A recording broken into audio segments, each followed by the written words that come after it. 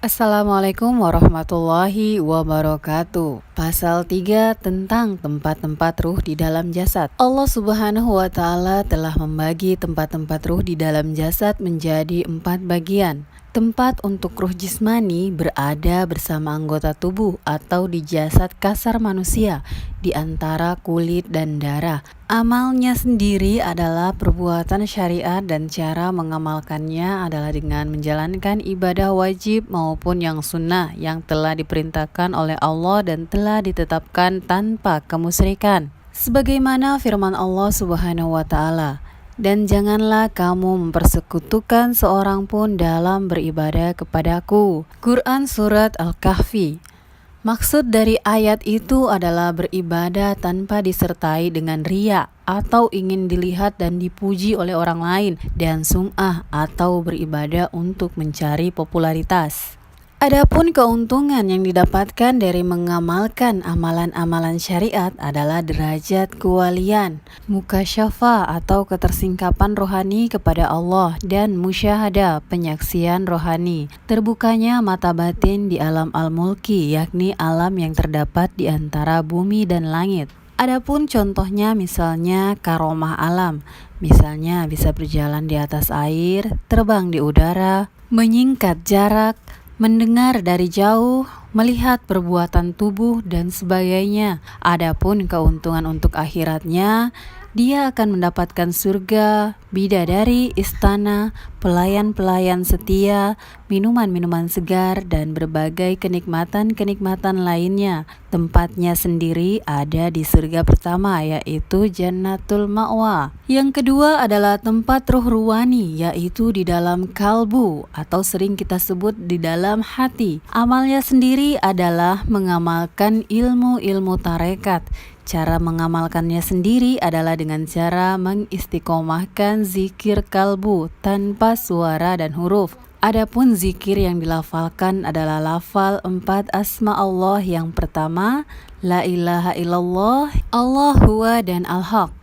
Sebagaimana firman Allah Subhanahu wa taala, katakanlah, serulah Allah atau serulah Ar-Rahman dengan nama yang mana saja kamu seru. Dia mempunyai Asmaul Husna. Quran Surat Al-Isra. Adapun ma'rifat adalah hasil dari menzikirkan asma-asma tauhid sesuai dengan sabda Nabi sallallahu alaihi wasallam.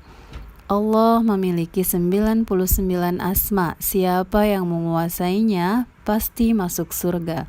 Hadis riwayat At-Tirmidzi. Adapun hasil yang dirasakan dari mengolah ruh ruwani dengan ilmu tarekat adalah hidupnya kalbu dan penyaksian rohani di alam malakut, seperti menyaksikan surga, penghuninya, cahaya-cahayanya, dan malaikat-malaikatnya. Dan hasil lainnya adalah merasakan asma al-batin, mampu melafalkan dengan lisan batin tanpa suara dan huruf. Sedangkan tempat bagi ruh ruwani di akhirat adalah surga kedua, yaitu Jannatun Naim. Yang ketiga adalah tempat bagi ruh sultani, adalah fuad, dan amalannya sendiri adalah ma'rifatullah, dan cara mengamalkannya dengan melazimkan zikir asma Allah Al-Hayyu, Al-Qayyum, Al-Qahar, Al-Wahhab dengan menggunakan lisan kolbu. Nah, setelah kolbu hidup dan dapat melafalkan dengan lisan kolbu, kemudian zikir yang ketiga ini dilakukan dengan menggunakan lisan kolbu. Nabi bersabda,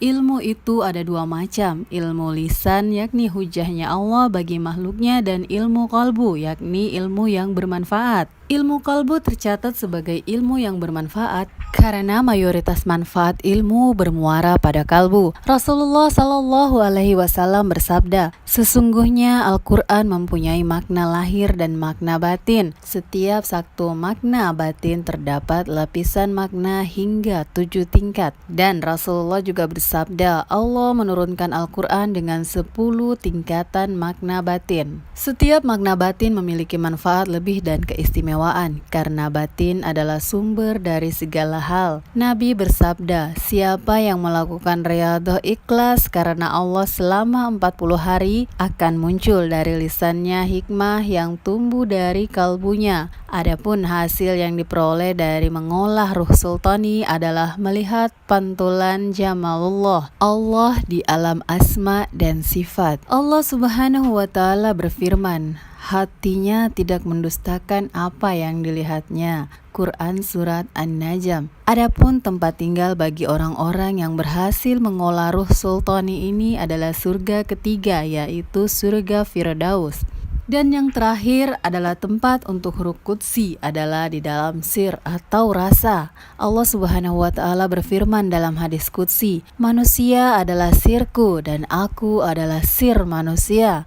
Amalan untuk sampai ke tingkatan ini adalah ilmu hakikat, yaitu ilmu tauhid. Dan cara mengolah ruh ini adalah melazimkan zikir asma tauhid, yaitu Al-Fattah, Al-Wahid, Al-Ahad, As-Samad dengan lisan sir tanpa pengucapan. Allah Subhanahu wa Ta'ala berfirman, dan jika kamu mengeraskan ucapanmu, maka sesungguhnya Dia mengetahui rahasia dan yang lebih tersembunyi. Quran Surat Toha. Dan tidak ada yang mengetahui sir ini kecuali Allah Subhanahu wa Ta'ala. Adapun hasil dari mengamalkan ilmu ini adalah musyahadah atau penyaksian dan melihat zat Allah. Ketika manusia telah mencapai dan mengetahui makam ini, akal tidak akan mampu menggambarkan, kalbu bingung membayangkan, lidah keluh dan tidak mampu menyampaikan karena Allah suci dari perumpamaan. Bila kabar seperti ini sampai kepada para ulama-ulama, hendaknya mereka belajar tingkatan kalbu, menelisik hakikat-hakikatnya, fokus mencari derajat iliyin dan berjuang menggapai ilmu laduni Allah Subhanahu wa Ta'ala, yakni marifat terhadap zat ahadiyahnya tanpa menentang dan mengingkari makom-makom yang telah disebutkan.